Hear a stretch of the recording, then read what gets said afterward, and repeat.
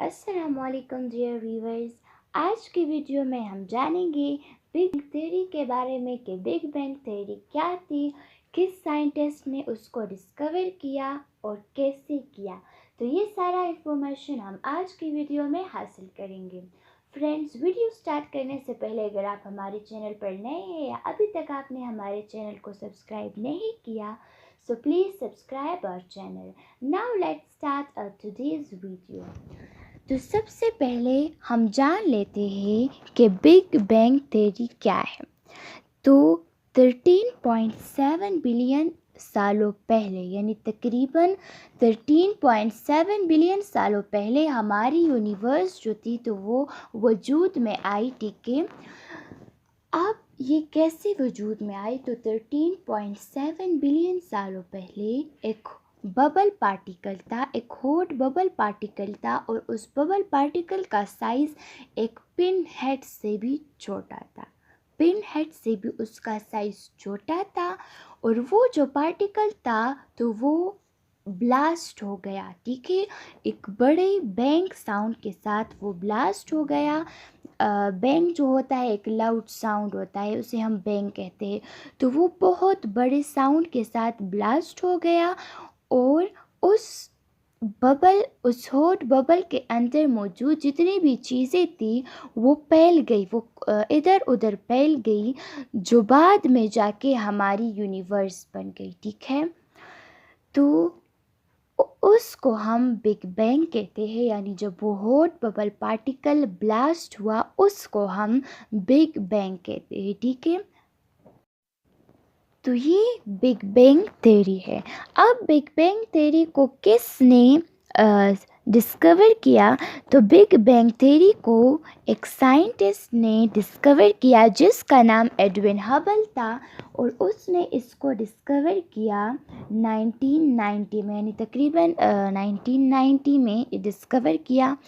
1990 میں Edwin Hubble نے ایک ٹیلیسکوپ ڈسکور کیا، ایک ٹیلیسکوپ بنایا، اور اس ٹیلیسکوپ کا نام تھا ہبل ٹیلیسکوپ، ٹھیک ہے۔ ہبل ٹیلیسکوپ اس کا نام تھا۔ اس ٹیلیسکوپ کے ذریعے اس نے سٹارز کو دیکھا، اس نے سٹارز کا مشاہدہ کیا۔ تو ایسا نہیں کہ بس صرف ایک بار اس نے سٹارز کو دیکھ لیا، یعنی وہ مسلسل سٹارز کو دیکھتا تھا۔ تو اس مشاہدے کے دوران میں اس نے ڈسکور کیا، اس نے یہ آبزرو کیا کہ یہ جو سٹارز ہے یہ آہستہ آہستہ ہم سے دور جا رہے ہیں، یعنی جو ستارے ہیں تو یہ ہم سے دور ہوتے جا رہے ہیں۔ اب یہ اس کو کیسے پتہ چلا کہ یہ ہم سے دور جا رہے ہیں؟ تو اس کا پتہ اس کو چلا ڈوپلر ایفیکٹ سے۔ ڈوپلر ایفیکٹ کیا ہے؟ ڈوپلر ایفیکٹ ہمیں بتاتا ہے کہ جب سٹارز ہمارے نزدیک ہوں گے تو وہ ہمیں بلو کلر کی لائٹ دیتے ہیں، یعنی بلوئش سی لائٹ دیتے ہیں، لیکن جیسے جیسے سٹارز ہم سے دور جاتے ہیں یا ہم سٹارز سے دور ہوتے ہیں، مطلب ہمارے اور سٹارز کے درمیان جب فاصلہ آتا ہے تو سٹارز کی جو لائٹ ہوتی ہے وہ ریڈ کلر کی ہو جاتی ہے، یعنی سٹارز پھر ریڈش سا لائٹ دیتے ہیں۔ تو پہلے جو تھے تو سٹارز، یعنی جب اس نے دیکھا سٹارز کو تو پہلے وہ بلو لائٹ دیتے تھے، پھر آہستہ آہستہ وہ ریڈ لائٹ دینے لگے۔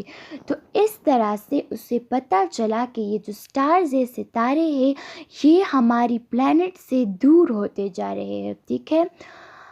اب اس نے کیا کیا؟ اس نے کریٹیکل تھنکنگ کی، اس نے سوچا کہ اگر یہ سٹارز جو ہے ان کے اور ہمارے درمیان فاصلے میں مسلسل اضافہ ہو رہا ہے، تو اگر ہم ٹائم کو ریورس کر لیں تو کل، یعنی اگر ہم آج سے پہلے کے دن کو دیکھیں تو یہ جو سٹارز تھے ان کا فاصلہ آج سے کم تھا، پھر پرسوں اس سے بھی کم تھا، پھر اس سے بھی کم فاصلہ تھا سٹارز اور ہمارے درمیان، پھر اس سے بھی کم فاصلہ تھا، اور پھر ایک ایسا پوائنٹ تھا کہ جب سٹارز اور ہمارے درمیان، سٹارز اور یونیورس کے ہر ایک چیز کے درمیان کوئی فاصلہ نہیں تھا، یعنی وہ سارے ایک ہی پوائنٹ پہ پریزنٹ تھے۔ تو اس نے کہا کہ یہ یونیورس کے سارے پارٹیکلز، یونیورس کے ساری چیزیں پہلے ایک ہی پوائنٹ پہ پریزنٹ تھی، اور یونیورس میں کتنی ساری چیزیں ہم دیکھتے ہیں، پلانٹس ہے، سن ہے، ہم ہے، یہ ساری چیزیں یونیورس میں آتی ہے۔ تو اس نے کہا کہ اس پوائنٹ میں بہت زیادہ سبسٹانسز تھیں، جس کی وجہ سے وہ کافی انرجیٹک تھا، اور بہت زیادہ انرجیٹک ہونے کی وجہ سے وہ جو پارٹیکلز تھے، اس میں موجود جو پارٹیکلز تھے وہ بلاسٹ ہو گئی، وہ ایک دوسرے سے دور چلے گئے، اور بعد میں جا کے اس سے ڈفرینٹ پلانٹس بن گئے، ہماری پلانٹس بن گئی، سولر سسٹم یعنی سن بن گیا، مون بن گیا، ایسٹرائڈس بن گئے، اس طرح ڈفرینٹ سیلیسٹیل باڈیز ان سے بن گئی، ٹھیک ہے۔